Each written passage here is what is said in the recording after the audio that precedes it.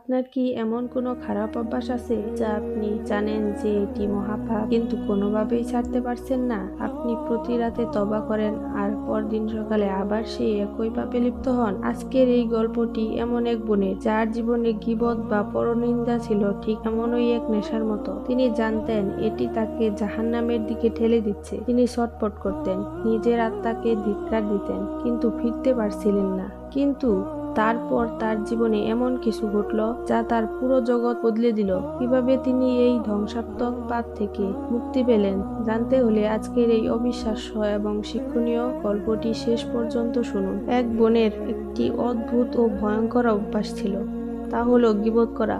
অন্য কারো সমালোচনা বা পরনিন্দা না করলে যেন তার পেটের ভাত হজম হতো না। যেখানেই যেতেন, যার সাথেই কথা বলতেন, তার চোখের পলকে আর মুখের ভাষায় কারো না কারো দোষ ধরা পড়তই। তিনি কিন্তু মূর্খ ছিলেন না। তিনি মনে মনে খুব ভালোভাবেই জানতেন গীবত একটি কবিরা গুনাহ। তওবা না করে মারা গেলে রক্ষা নেই।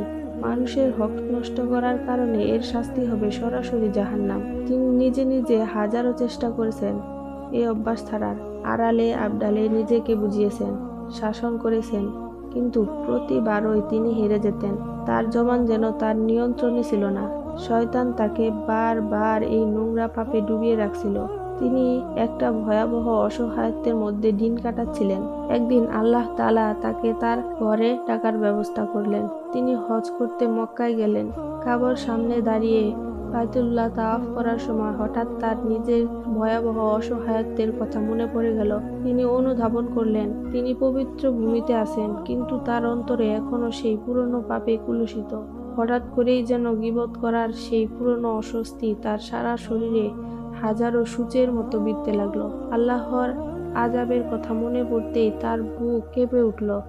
কাবার গিলাফ ধরে চোখের পানিতে বুক ভাসিয়ে তিনি তার রবের কাছে নিজের অক্ষমতার কথা স্বীকার করলেন। তিনি আল্লাহ ডাকতে ডাকতে বলতে লাগলেন, হে আল্লাহ, আমার এই জবান আমাকে অনবরত ধ্বংসের পথে ঠেলে দিচ্ছে।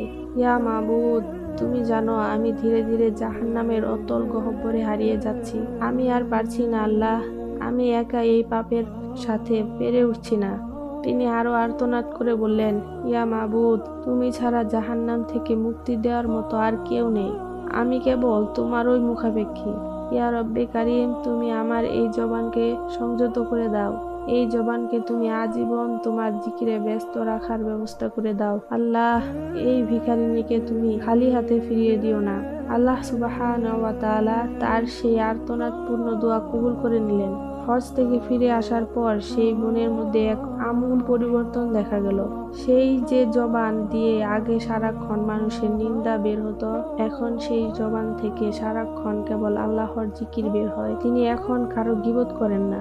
কেউ তার সামনে গীবত শুরু করলে তিনি সেখান থেকে সরে যান। তিনি এখন এক শান্ত, পবিত্র এবং আধ্যাত্মিক জীবন অতিবাহিত করছেন। আলহামদুলিল্লাহ।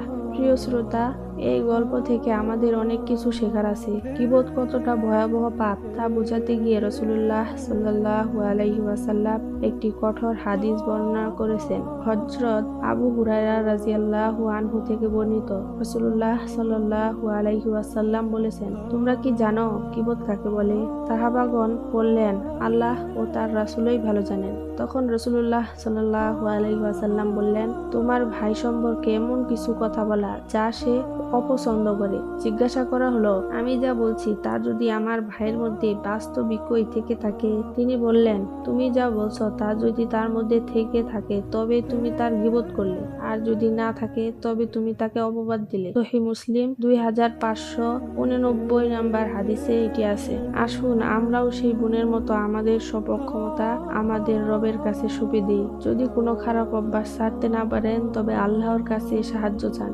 তিনি একমাত্র সাহায্যকারী।